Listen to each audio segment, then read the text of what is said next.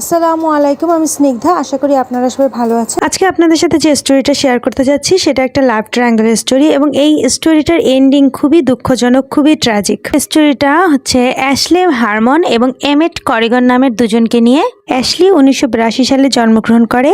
আর তাদের ফ্যামিলি সম্পর্কে বলতে গেলে তারা মোটামুটি বড় একটা ফ্যামিলি ছিল। তারা 5 ভাই বোন এবং মা বাবা একসাথে থাকতো। তারা হচ্ছে 2টা ভাই, তারপরে অ্যাশলি, তারপরে ছোট 2টা বোন ছিল। আর অ্যাশলি ছোটবেলা থেকে মায়ের মতো দেখাশোনা, যেটাকে বলে, ওই রকম দেখাশোনা করতো তার ছোট 2 বোনকে। তার ছোট 2 নিজে খুব ছোট হওয়া সত্ত্বেও তার ছোট 2 বোনের প্রতি তার যে দায়িত্ব ছিল, রেসপন্সিবিলিটি, এটা সে খুব ভালোভাবেই পালন করতো। তো তাদের ফ্যামিলি সম্পর্কে বলা যায় তারা যথেষ্ট ভালো, মিলেমিশে থাকা হ্যাপি একটা ফ্যামিলি ছিল। তো অ্যাশলিরা ক্যালিফোর্নিয়াতে থাকতো আর 1990 সালে তারা বয়েজি নামক একটা শহরে মুভ করে। তো এরকমভাবে তাদের দিন মোটামুটি ভালোই যাচ্ছিল। তো কিছুদিন পরে তাদের ফ্যামিলি অত পয়সাওয়ালা ছিল না, অনেক বেশি টাকা পয়সাওয়ালা ছিল না। তো তাদের মধ্যে ফ্যামিলিতে ফিনান্সিয়াল প্রবলেম কিছুটা অল্প স্বল্প সবসময় ছিল। কিন্তু বয়েজিতে মুভ করার 2 বছরের মাথায় তাদের বাবা মার মধ্যে কিছু প্রবলেম হতে থাকে এবং আলটিমেটলি তার বাবা এবং তার মায়ের ডিভোর্স হয়েছে। এবং ডিভোর্সের পরে তার বাবা তার 2 বড় ভাইকে নিয়ে ওই বয়েজিতে ওখানেই থাকতে থাকে। আর তার মা তাকে এবং তার ছোট 2 বোনকে নিয়ে আইডাহোতে মুভ করে।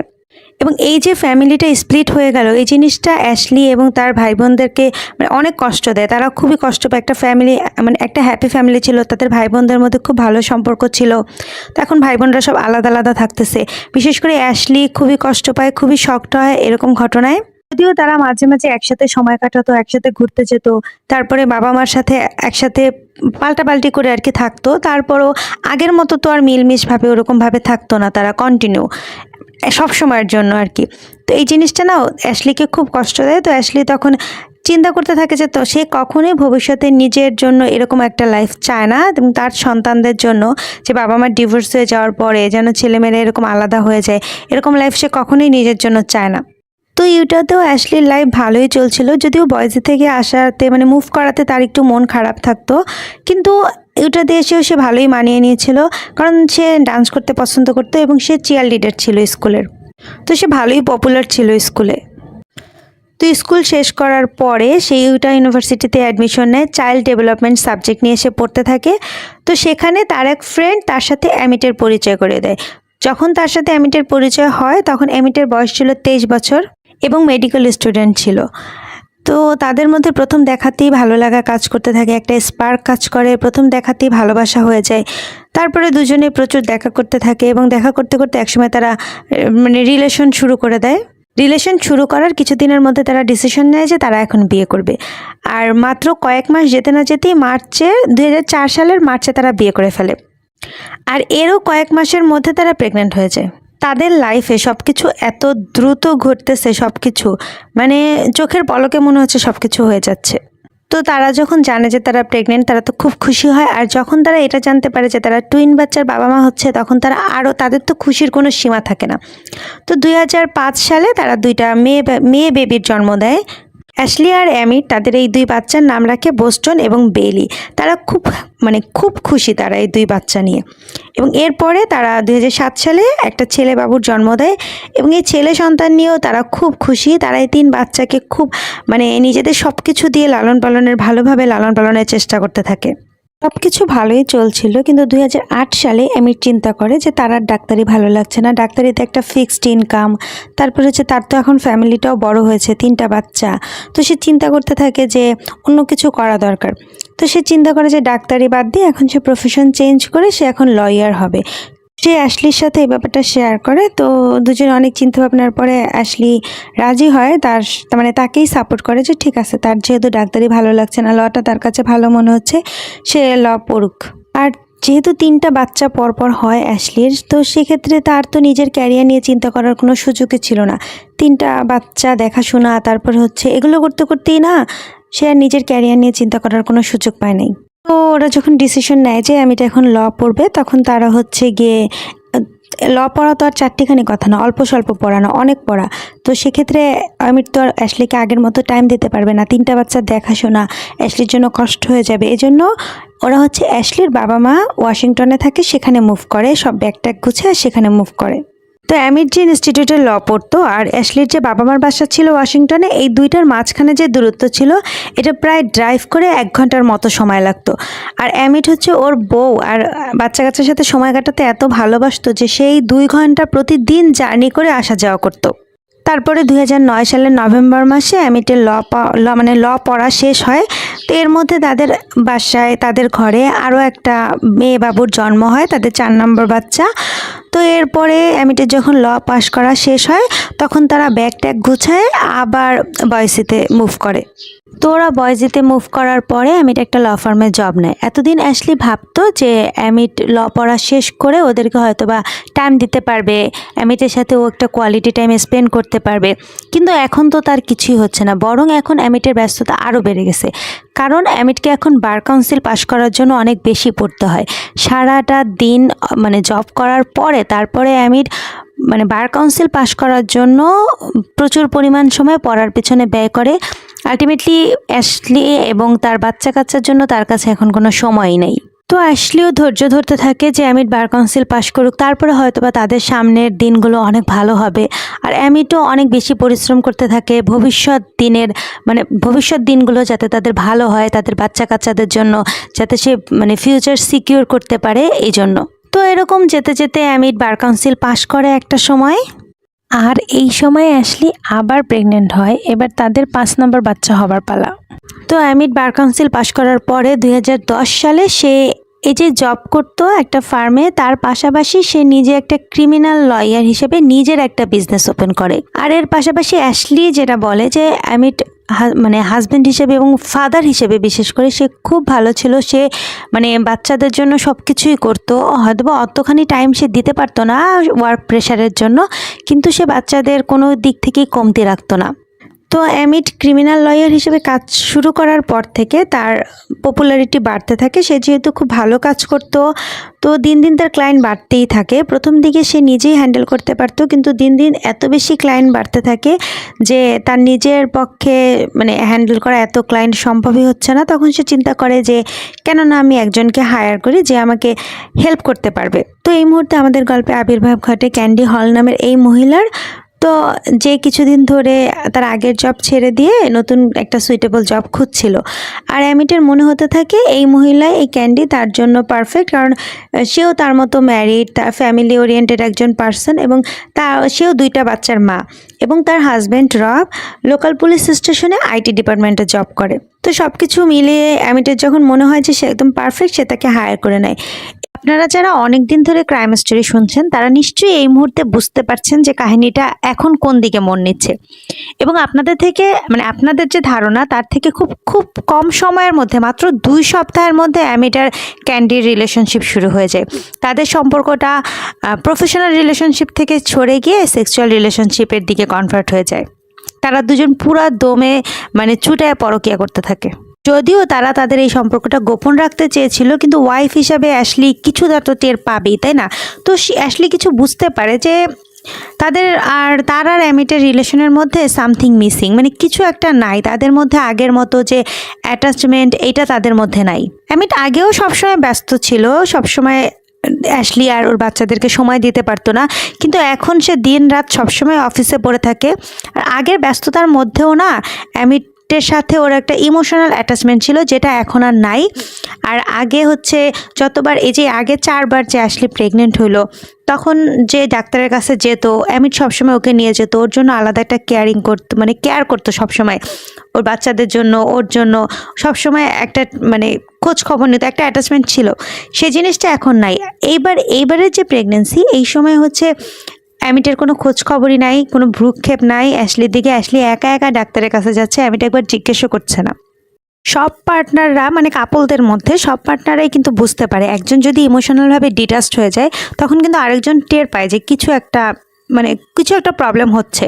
এমন না যে অ্যামিট এখন কাজ কাম বাদ দিয়ে সারাদিন শুধু পরকীয়া করে বেড়াচ্ছে, জিনিসটা এমন না। এখনও তার ক্লায়েন্ট সামাল দিতে হয়, এখনও সে কাজের প্রেশার তার আছে, কিন্তু আগে কাজের পরে যে ফ্রি টাইম সে পেত সেটা সে অ্যাশলির সাথে, তার বাচ্চাদের সাথে কাটাতো।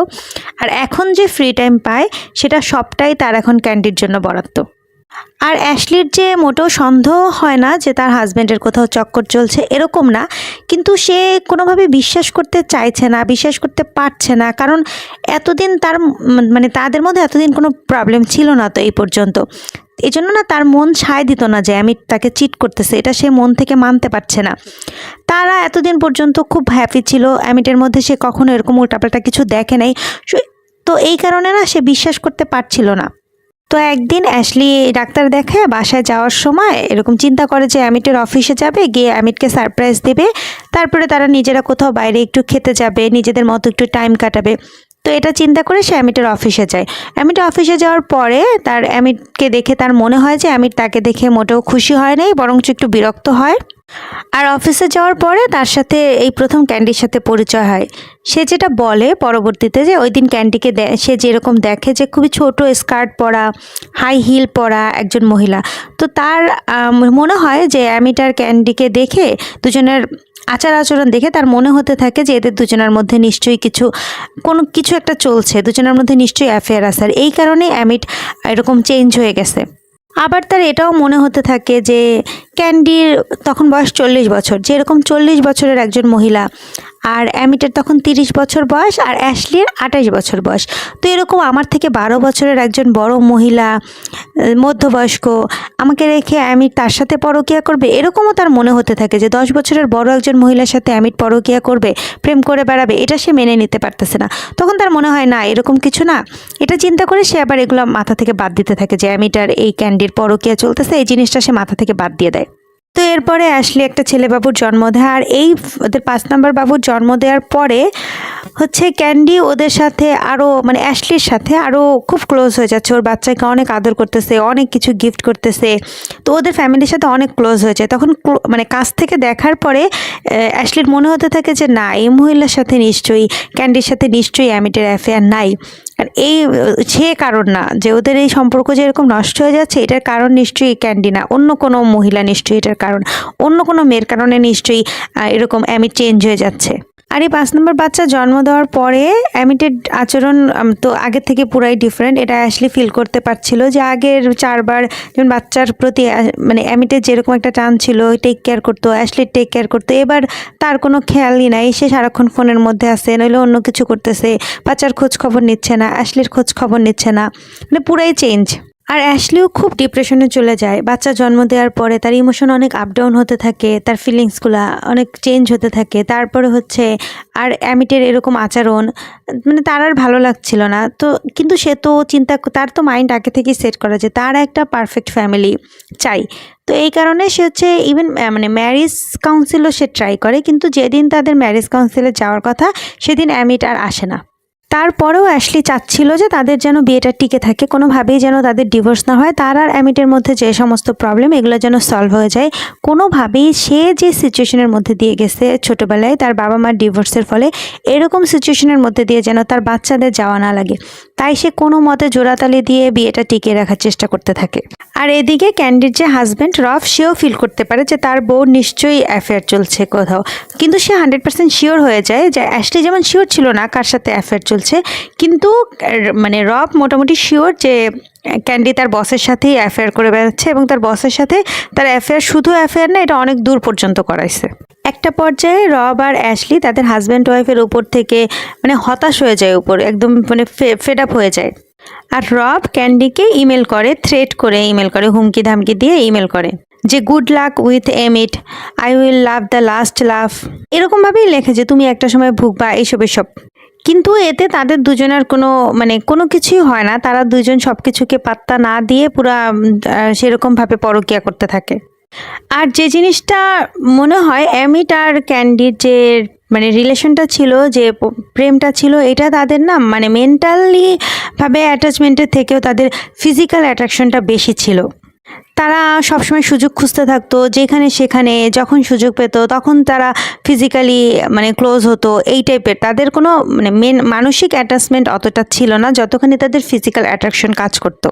তো রব আর অ্যাশলি বিরক্ত হয়ে দুজনে যে কাজটা করে, রব হচ্ছে গিয়ে বিরক্ত হয়ে বউর উপর নিজের সব কাপড় চোপড় গুছায় বাসা থেকে বের হয়ে যায় যে আমি আর তোমার সাথে থাকবো না, আমি তোমাকে ছেড়ে চলে যাচ্ছি। আর অ্যাশলি কি করে, সে তার হাজব্যান্ড মানে সে তো তার সংসার ছাড়বে না, সে যেভাবেই হোক জোড়াতালি দিয়ে সংসার টিকায় রাখার পণ করছে। এই জন্য সে চিন্তা করে আজকে অ্যামিট আসলে সুন্দর করে সময় কাটাবে, অ্যামিটের সাথে কথা বলবে যে কি প্রবলেম, কি জন্য তাদের মধ্যে এরকম ডিস্টেন্স হচ্ছে, অন্য কারোর সাথে যদি রিলেশন থেকে থাকে কি কারণে, মানে সে তার থেকে সরে যাচ্ছে, এরকম চিন্তা ভাবনা করে সে সুন্দর করে সারা ঘর গুছায়, অ্যামিটের যা যা পছন্দের খাবার এগুলো রান্না করে সুন্দর করে টেবিলে সাজায়, খাবার দাবার রান্না করে ঘরটার গুছায়, সে সুন্দর করে সেজে গুছে অ্যামিটের জন্য বসে থাকে যে অ্যামিট আসলে সে অ্যামিটের সাথে রাতের বেলা কথা বলবে। তো প্রতিদিনের মতো ওই দিনও অ্যামিট অনেক রাত করে বাসায় ফেরে। তারপরে বাসায় ফেরার পরে অ্যাশলি যখন ওকে বলতে থাকে আসো আমরা একসাথে খাওয়া দাওয়া করি, আমরা অনেক দিন একসাথে মানে খাওয়া দাওয়া করি না, একসাথে সময় কাটাই না, একটু কথাবার্তা বলি। তো অ্যামিট কিন্তু দেখে যে অ্যাশলি ওর পছন্দের খাবার রান্না করছে, ওর জন্য সেজেগুজে বসে আছে, ঘর সুন্দর করে সাজাইছে।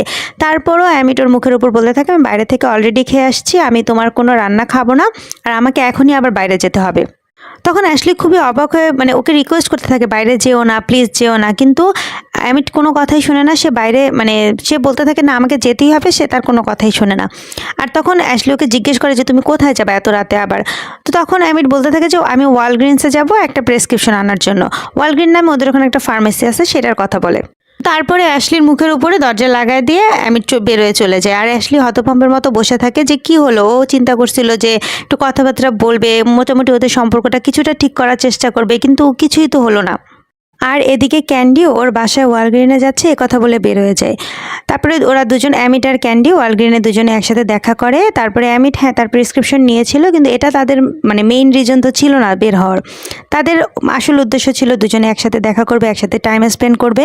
তো তারপরে ওরা ওয়ালগ্রিনে আসার পরে 9টার দিকে দুজনে ওয়ালগ্রিনে আসে। ওয়ালগ্রিনে আসার পরে তারপরে প্রেসক্রিপশন পিক করার পরে দুজনে অ্যামিটেড মানে গাড়িতে করে তারা একটু সাইডে যায় যেখানে কনস্ট্রাকশন বিল্ডিংয়ের দিকে যেতে থাকে, একটা কনস্ট্রাকশন বিল্ডিংয়ে যায় এবং কনস্ট্রাকশন বিল্ডিংয়ে গিয়ে তারা ওখানে ফিজিক্যালি ক্লোজ হয়।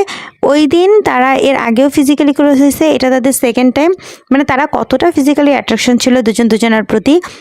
আর এদিকে কি হয়, ক্যান্ডির মেয়ে ওয়ালগ্রিনের সামনে দিয়ে যাচ্ছিল, তো যাওয়ার সময় সে ক্যান্ডির মেয়ে ভালোই বড় টিনেজ, তো সে তার মায়ের গাড়ি ওখানে পার করা দেখে সে আবার নেমে ভাবে যে তার মা ওয়ালগ্রিন আছে, সে আবার ওয়ালগ্রিনের ভিতরে গিয়ে তার মাকে খুঁজতে থাকে। তো যখন সে তার মাকে দেখে না তখন সে তার মাকে ফোনে কল দেয়, কিন্তু অবশ্যই ক্যান্ডি তখন বিজি ছিল। সে তার মেয়ের কল দেখে কিন্তু কলটা পিক করে না, মানে কল ধরার মতো সময় তার কাছে নাই মেয়ের কল। তো ক্যান্ডির মেয়ে যখন ক্যান্ডিকে এরকম ফোনে পায় না তখন সে মানে মেয়েটা একটু টেনশনে পড়ে যে মা গেল কই।